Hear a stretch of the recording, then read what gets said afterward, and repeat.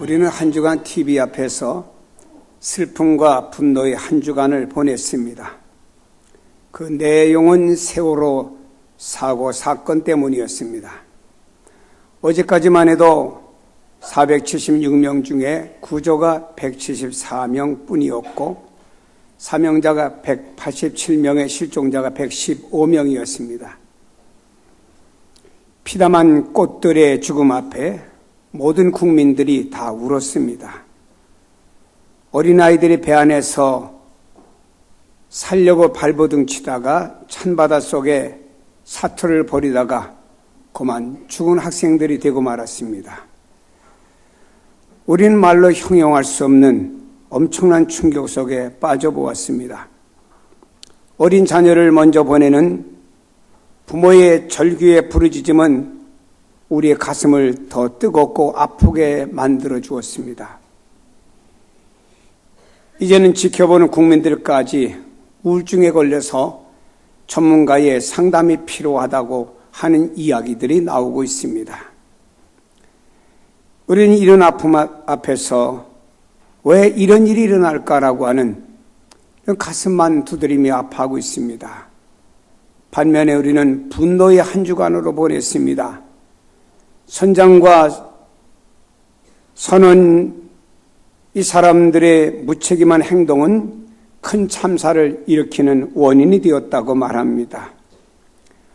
권신찬 씨라고 하는 구원파의 사위였던 유병헌 씨, 정해진 해운의 실소유자로서 회사 돈을 국내 혹은 해외로 빼돌리면서 사람만 많이 태우려고 부실한 배를 만들고 구명정 같은 것들이 아무 효력이 없이 만듦으로 인해서 참사의 또한 원인을 제공했다고 합니다.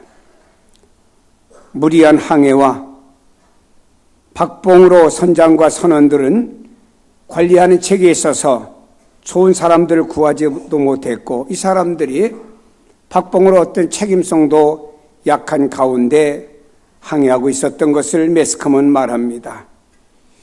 이런 것들이 대형사고를 일으킨 원인 중에 하나가 되었다고 말들을 합니다.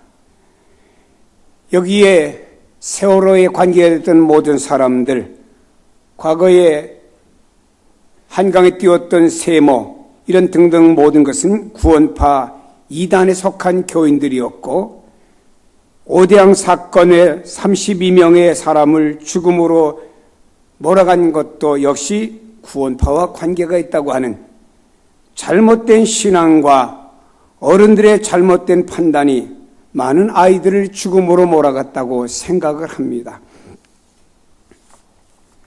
4월 16일이라는 날짜가 묘한 날로 인터넷 신문에 보았더니 소개하고 있네요.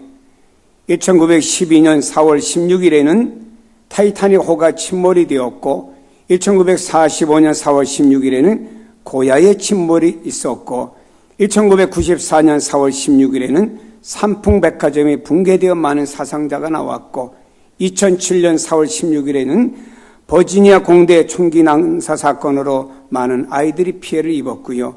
2014년 4월 16일에는 세월호가 침몰이 되었습니다. 물론 날짜에 큰 의미를 두겠다는 얘기는 아니지만 왜 이렇게 공교롭게 공통점이 있는지요. 사랑하는 여러분, 가족을 잃고 아파하는 수많은 사람들이 지금도 있고 수많은 우리 사람들이 이런 아이들이 먼저 안타까워서 그 아이들을 이렇게 있는 곳을 참배하는 일행들이 줄지어가고 있는 모습을 매스컴에서 볼 수 있습니다. 여러분, 세상 살면서 이런 일은 일어나지 않아야겠는데 이런 아픔은 일어나지 않아야겠는데 라고 하는 생각과 우리 기도 속에 가슴에 품고 기도하고 있는 내용들입니다. 괴테와 톨스토이는 자기들이 일생 살아온 동안에 가장 행복한 시간이 얼마나 될까 생각해 보았더니 구김없이 행복하게 살았다고 할 수 있는 순간은 몇 시간밖에 안 되었다고 고백했습니다. 인류 역사가 시작된 이래로 인간은 한순간도 쉴 새 없이 불행과 고통이요, 고통과 슬픔, 병고와 죽음, 화재와 수해, 천재와 지진, 전쟁과 재난 등이 일어나는 많은 사람들이 이러한 것들로 괴로움을 당하고 있습니다. 한 번에 광풍이 불면은 작은 나무도 흔들리지만 큰 나무까지 함께 흔들리고 심지어는 큰 나무가 뿌리채 뽑히는 일까지 있습니다. 여러분이 이 땅에 광풍이 몰아치니까 아이, 어른 할 것 없이 여기에는 남녀노소뿐만 아니고 이 세상의 부귀와 영화 다 떠나서도 모든 사람들이 함께 흔들리고 이런 바람이 부르니까 교회 나오는 초신자도 오래 믿은 사람까지도 이 바람에 흔들리는 이런 일들이 있는 것입니다. 사랑하는 여러분, 오늘 저는 본문에서 사도 바울이 이렇게 고백하고 있습니다. 나는 아시아에서 환난을 당했다라고 말하고 있습니다. 아시아에서 당한 환난이 구체적인 것이 무엇인지는 모르지만 바울은 복음을 전하면서 하나님의 교회를 세워가며 당하는 수많은 어려움들이 그 앞에 있었습니다. 그 고난에 대해서 바울은 이렇게 표현하고 있습니다. 힘이 겹도록 심한 고난이었다. 이것은 이 환난의 극치를 말하는 것입니다. 힘을 초과하는 것이죠. 역도 선수들이 힘을 초과하는 것을 들다가 중간에 떨어뜨리고 말지요. 바울은 말합니다.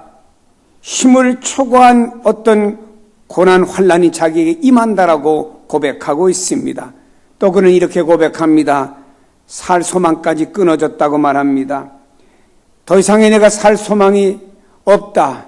내가 살아야 될 이유가 없다고 할 정도의 그에게는 환난이었다고 말합니다. 여러분, 세월호로 인해서 많은 사상자가 났는데 그 가운데 어린 아이들의 부모는 이런 생각을 가질 겁니다. 이제 나에게는 소망이 없다. 세상 살아갈 소망이 없다라고 그 희생자의 부모들은 생각하리라고 우리가 느끼게 되죠. 사랑하는 여러분, 성경에 보면 욥이라는 사람은 하루아침에 재산을 잊어버리고 건강을 잊어버리고 자녀를 잊어버렸습니다. 그는 살 소망이 다 끊어진 사람이었습니다.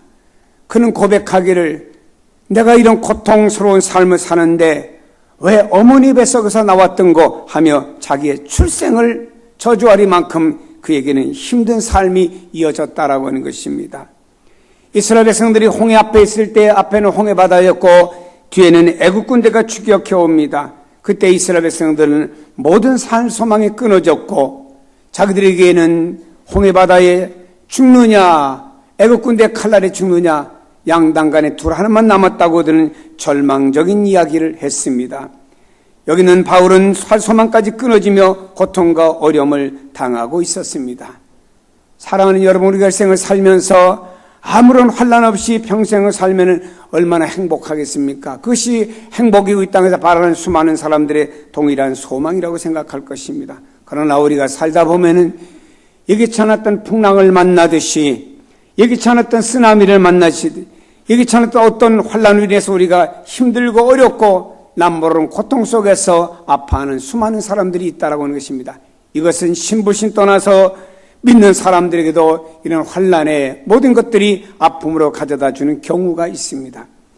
바울은 또한 이렇게 고백합니다. 그리스도의 고난이 우리에게 넘쳤다라고 고백하고 있습니다.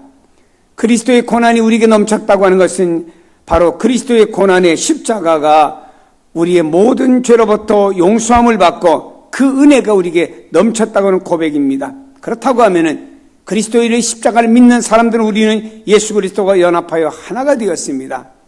예수 그리스도가 연합하여 하나가 된 우리들이기 때문에 우리는 이 성찬을 대하면서 주님과 나는 연합한 하나입니다 라고 하면서 우리가 떡을 먹고 포도즙을 대하면서 주님과 내가 하나가 되었고 주님이 나를 위해서 고난당하셨다고 하는 것을 우리가 기념하는 주일로 지키게 되는 것이지요. 여러분이요, 주님과 내가 하나가 되었다고 하면은 내가 주 예수 그리스도의 부활에도 동참하여 영광받는 그날이 있다고 하면 오늘 내가 이 땅에 살아가는 동안에 주님과 함께 고난도 함께 받는다는 사실입니다. 여러분이요, 주님의 제자들을 보세요. 복음을 전하며 복음 때문에 저들이 고난과 어려움을 당했습니다. 바울은 이렇게 말합니다. 주님의 남은 고난이 있다고 하면 내 몸을 통하여 교회에다가 채우겠다고 하며 그는 교회를 위하여 복음을 위해서 당하는 고난을 기쁨으로 짊어지고 나갔던 바울의 모습을 보게 됩니다.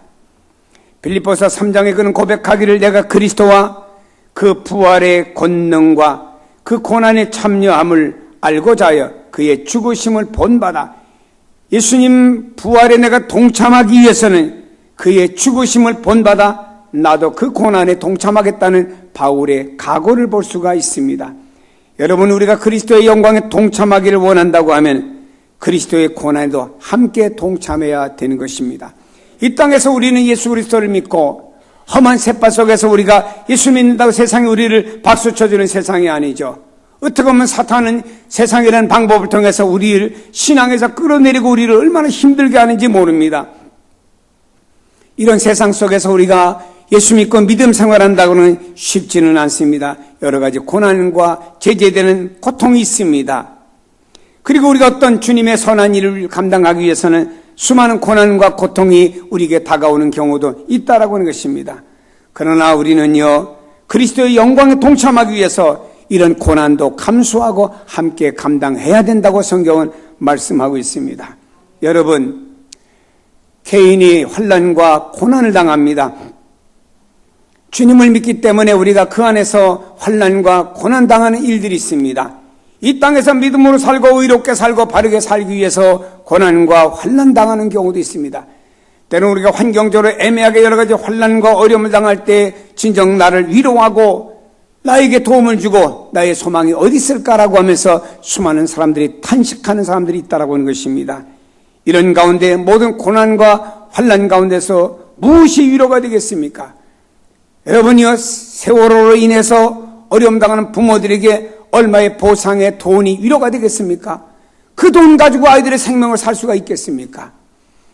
여러분이요, 세월호에 관계된 모든 사람들을 갖다가 그들에게 사법으로 묻는다고 해서 그 아이들이 살아나올 수가 있겠습니까? 그 아이들의 생명과는 다 무관한 것이 되어버리고 맙니다. 여러분이 사람들이 찾아가서 안 됐습니다, 힘듭니다, 어떡합니까? 함께 눈물을 흘려주고 함께 손잡아주는 것은 잠깐의 위로는 될는지 몰라도 근본과 본질의 위로는 못 된다고 하는 것이죠. 그렇다고 하면 모든 사람들이 환난과 고난 중에 있을 때 진정한 위로가 어떻게 얻어질 수가 있습니까?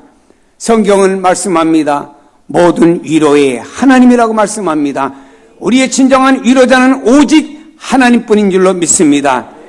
여기 성경 3절로 10절에 보니까 위로라고 하는 말이 10번이 나옵니다. 그만큼 위로라고 하는 얘기를 중요하게 바울은 초점으로 맞추고 있는 것입니다.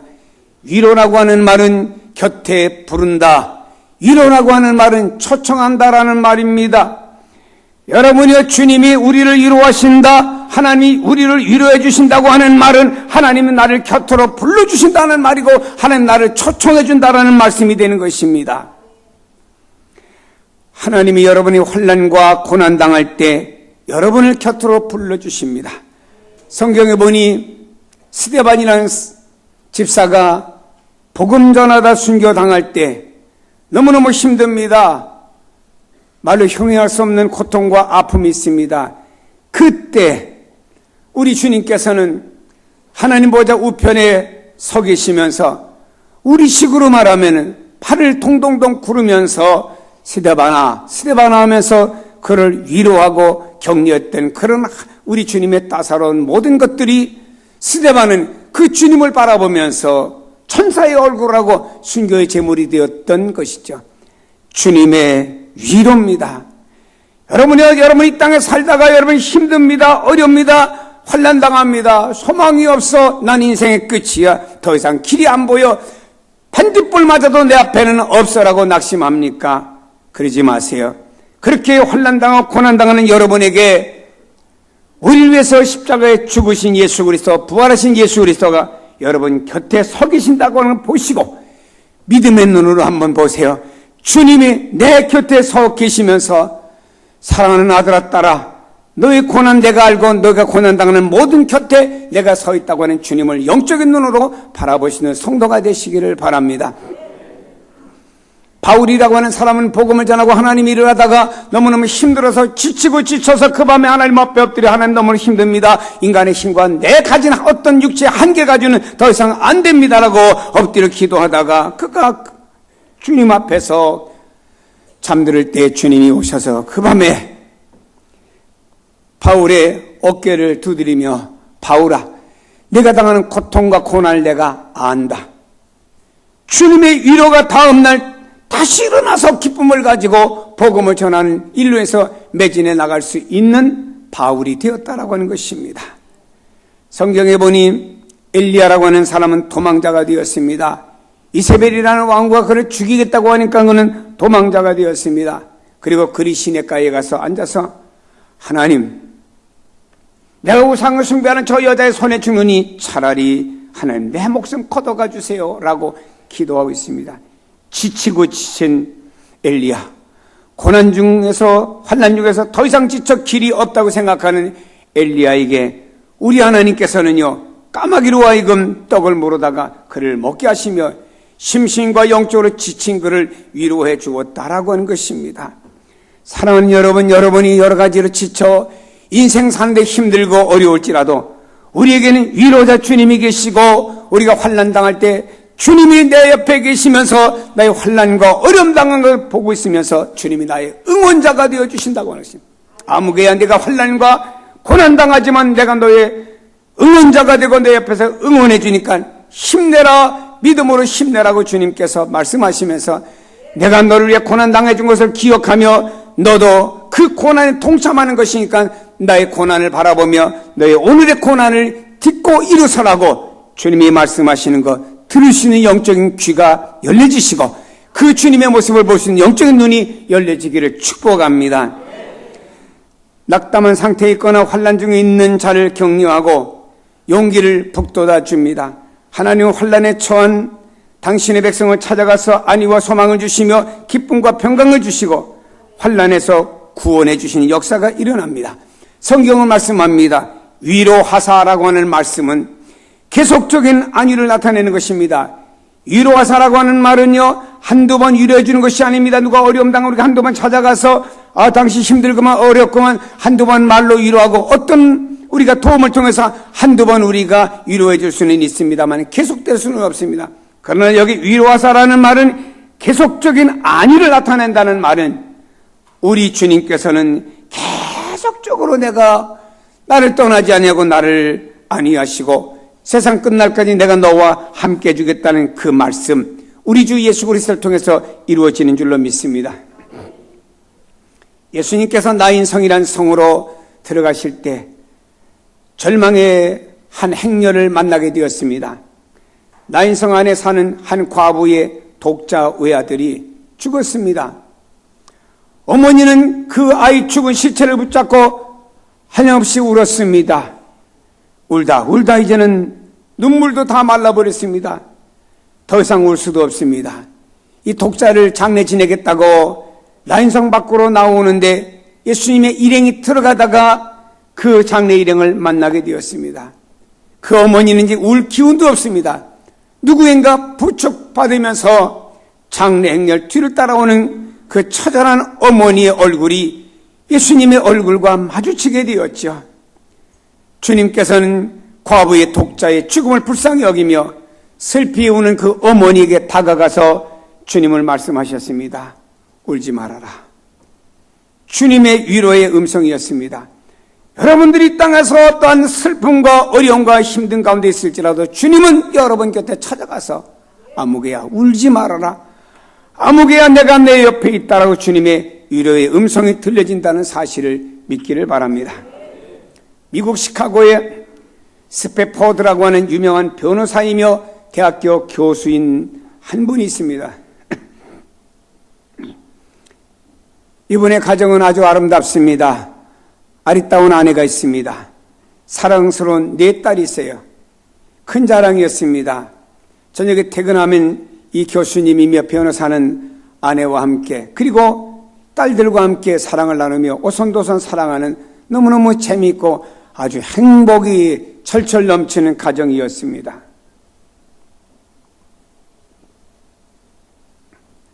어느 날 아내와 4딸이 프랑스로 여행을 떠났고 이 교수님은 업무가 바쁘기 때문에 함께 가지를 못했습니다. 그런데 아내와 4딸을 태운 이 배가, 이 여객선이 바로 하부온데 이것이 영국 배와 충돌하면서 승객 226명이 죽는 대참사가 발생했습니다. 이 참사론에서 네 딸은 죽었어요. 아내만 겨우 목숨을 건져 나왔습니다. 스패포드라고 하는 교수는 사고 현장에 찾아가서 그 바다를 바라보며 딸들의 이름을 하나하나 불렀습니다. 절규에 눈물을 흘린 아버지가 되었지요. 아내는 옆에서 절망적인 슬픔 중에서 일어나지도 못하고 주저앉아 있습니다. 남편은 그 아내의 손을 잡아 일으키며 이렇게 말했습니다. 여보, 딸들은 지금 천국에 있어요. 우리와 잠시 헤어져 있을 뿐이랍니다. 라고 하면서 스패포드는 이 말로 그를 위로하고 그가 시를 적기를 시작했습니다.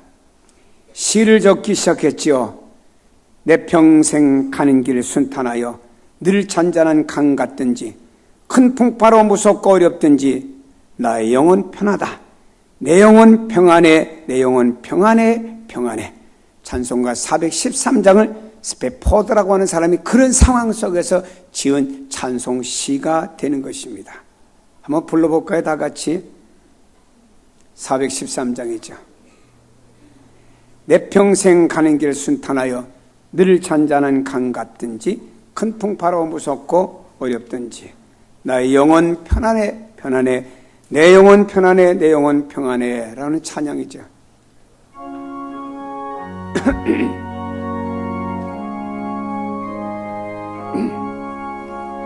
내 평생에 가는 길 순탄하여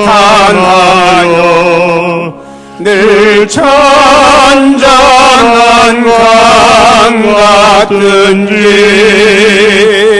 큰 풍파로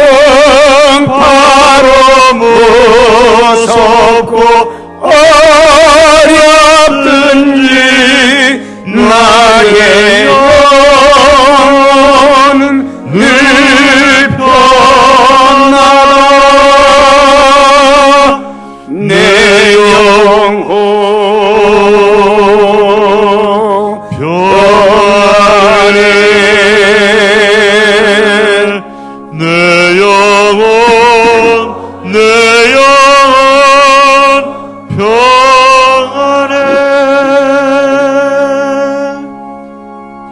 한 아버지가 네 딸을 잃고 슬픔 중에서도 그 부인의 손을 잡으며 힘내라고 하면서 그러나 장차 하나님 나라에서 우리의 네 딸은 만납니다. 우리 영혼은 평안합니다. 주님께서 그를 위로해 주시기에 주님께서 그의 손을 잡아주시기에 이런 찬양을 부르는 사람이 된 줄로 믿습니다. 사랑하는 여러분이 우리가 이 땅을 살면서 진정한 우리의 위로자는 세상에 보이는 어떤 것들이 아닙니다. 순간에 위로는 될런지 몰라도 우리의 영원한 위로 주님 앞에 갈 때까지 영원한 위로는 주 예수 그리스도의 위로밖에 없는 줄로 믿습니다. 그래서 우리는 그분의 손을 잡고 그분이 우리와 함께 하심을 믿습니다. 데살로니가 후서 이렇게 말합니다. 영원한 위로와 좋은 소망을 은혜로 주신 하나님, 영원한 위로와 좋은 소망을 주신 은혜로우신 하나님이 영원한 위로라고 말씀하고 있습니다. 그 아버지께서 너희의 마음을 위로하시고 모든 선한 일과 말을 굳게 하시기를 원한다고 말했습니다. 그 하나님께서 말입니다. 그 위로의 하나님께서 세월호로 어려움 당하는 그 부모들의 마음을 그 주님이 위로해 주셔야 됩니다. 다른 위로는 없습니다. 초대교회가 핍박 중에서 환난 중에서 예수 그리스도가 위로가 되었습니다. 그 예수 그리스도 위로로 말미암아 그들이 고난과 어려움 중에서 모든 것을 이기는 사람들이 되었지요. 미국의 흑인들이 말입니다. 노예입니다. 하루 종일 고역을 합니다. 이들은 평생 노예로 살다가 노예로 죽습니다. 그러다가 이들의 자녀가 태어나면 그 자녀들 역시 노예입니다. 하루 종일 힘들 일을 마치고 저녁에 그들이 모여서 그들에게는 진정한 예수 그리스도를 믿고 예수 그리스도가 저들의 위로였습니다. 그래서 저들은 모여서 예수 그리스도가 위로이기 때문에 예수 그리스도로 말미암아 하나님 앞에 기도하며 저들이 모여서 서로 공통적으로 모여서 노래하면서 주님을 찬양했습니다. 주님이 우리의 위로입니다 하고 찬양한 곡들이 모아진 것들이 흑인 연가 아닙니까? 사랑하는 여러분, 초대교회 성도들이 카타콤베라고 하는 로마 지하 공동묘지에 모여서 예수 믿기 때문에 그들은 그곳에 가족들이 혹은 예수 믿는 공동체가 모여서 살아갑니다. 그 속에서 저들이 어떻게 살아갈 수가 있겠습니까? 먹을 것이 풍성합니까? 환경이 좋습니까? 자그마한 그 굴 속에서 몇 식구가 살아갑니다. 또 굴 속에 삽니다. 저들은요, 주님의 십자가와 부활을 믿고, 그리고 그 속에 사는 저들은 서로서로 위로합니다. 주님이 우리의 구주십니다. 우리가 예수 믿고 힘들고 어려워도 장차 주님의 부활에 동참하게 될 것입니다. 서로서로 위로하고 격려했습니다.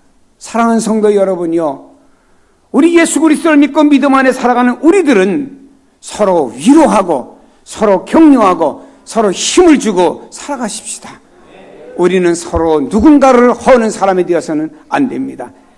내가 아무리 의로워도 내가 다른 사람을 헌다고 가정하면 다른 사람으로 하는 것이 아니고 그 주님과 교회를 하는 행위가 되기 때문에 이건 하나님 앞에 엄청난 잘못이 된다라고 하는 것입니다. 우리는 서로를 위로하고 서로를 격려하며 살아가는 것이 그리스도인들의 삶 또 내용들인 줄로 믿습니다. 한 청년이 낡은 헛간에서 매일같이 망치질하며 쇠소리가 들립니다. 온 동네 사람들은 스트레스입니다. 저 청년이 왜 낡은 곡간과 같은 속에서 매일 쇠소리를 내냐 이 말이에요. 항의를 하기도 합니다. 그러나 이 모든 동네 사람들이 비웃고 그를 비난하고 항의합니다. 그러나 그의 아내는 옆에 서서 추운 손을 어루만져 주면서 필요하면 그 남편이 원하면 기름을 옆에서 부어주고 도와주면서 여보야 힘내라. 당신이 하는 일이 헛되지 않을 것이다 라고 격려해 주었습니다. 여기 있는 청년은 온 동네 사람들이 뭐라고 할지라도 자기 아내의 격려를 받아가면서 그 일을 계속해 나갔습니다. 그 어느 날 그 낡은 창고가 뻥 열리더니 그 안에서 자동차 한 대가 튀어나왔습니다. 이것이 1883년에 최초로 헨리 포드가 만든 자동차가 그 안에서 나오게 된 것입니다. 한 아내의 격려가 한 남자를 세워지게 됐습니다. 여러분, 욥이라고 하는 사람의 부인은 말입니다.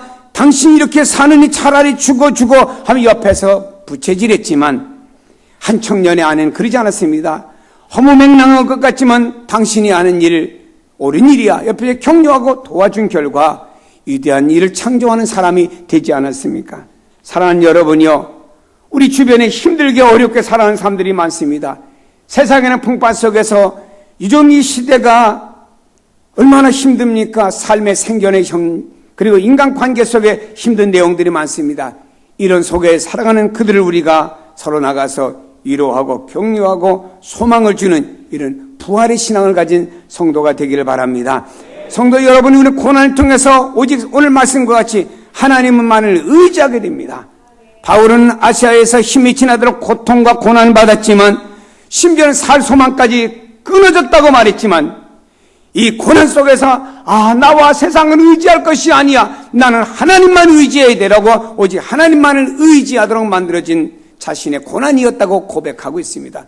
또한 여기에서 바울은 고난 속에서 나로 하여금 하나님 앞에 기도하게 해주셔서 감사합니다라고 말하면서 야고보 사도는 너희 중에 고난당하는 자가 있느냐? 저는 기도할 것이요.